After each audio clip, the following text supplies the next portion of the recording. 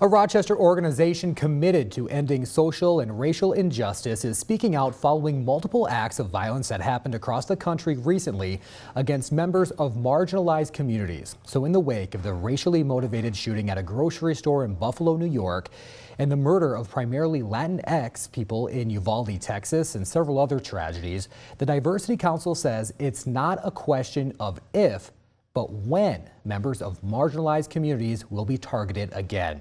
In a statement released today, Diversity Council calls on each person to recognize the fear, anxiety, and sadness many marginalized communities are feeling following these acts of violence.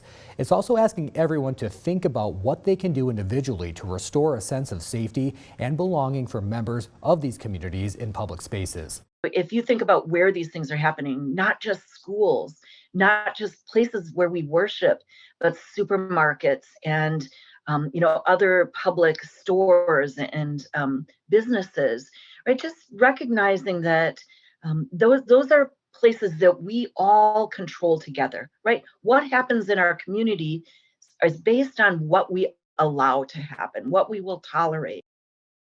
Diversity Council Executive Director Dee Sable, who you just heard from, says community members can also let lawmakers and law enforcement officials know they're concerned, in addition to seeking out ways to be more engaged in systems that ensure everyone's rights are applied equally.